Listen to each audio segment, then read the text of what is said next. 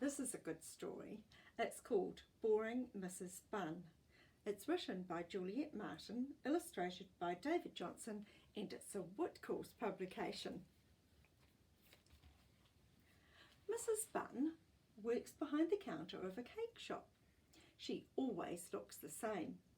She wears a long grey overall that buttons to the neck. She scrapes her hair back from her face and knots it in a bun. People look at Mrs Bun and think that she is boring, but we know better. We know that when Mrs Bun gets home from work, she rips off her uniform and rummages through her wardrobe for clothes she wants to wear.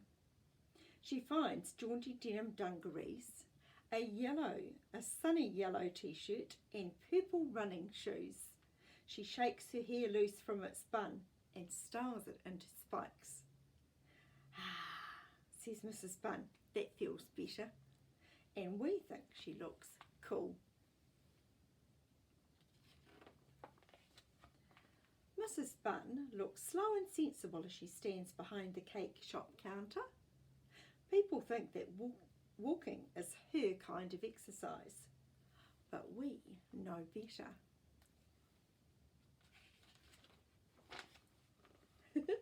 We've seen her in a leotard lifting weights behind the garage.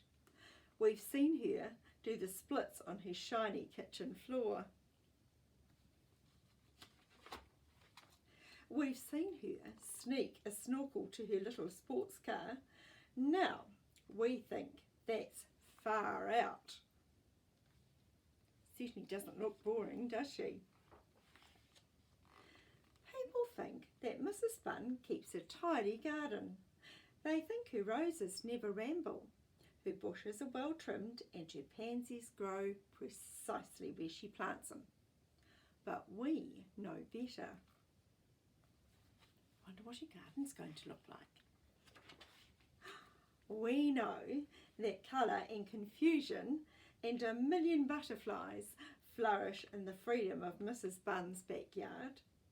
And we think that's wonderful. Wow, what a cool garden. People think that Mrs Bun does knitting for a hobby. They think her sons have cupboards full of woolly socks and jerseys. But we know better. We've seen her at an easel, squeezing tubes and dabbing brushes and wiping messy fingers on her fancy artist's smock. And we've seen her paintings. They have swirling shapes, splashes, splodges and streaks of startling colour. We think they are fantastic. People think that Mrs Bun gets tired at the cake shop. They think she spends quiet evenings sitting by the TV, stifling little yawns till it's time to go to bed. We know better.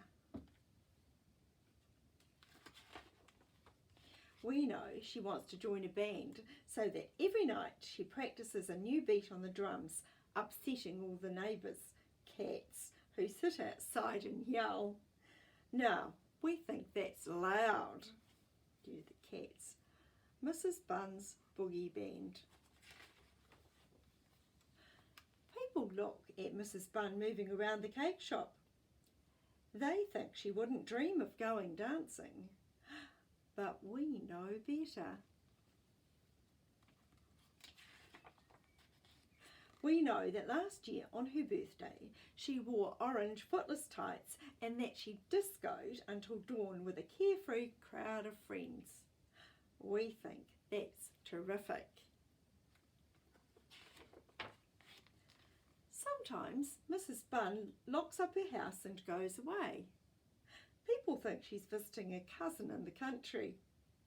They imagine her sipping cups of tea and strolling through the fields when the wind is not too cool. But we know better. We know that she takes off for the city on an enormous motorbike. She burns along the streets in the middle of the night, doing drag starts at the traffic lights while everyone's still sleeping. Now, we think that's exciting.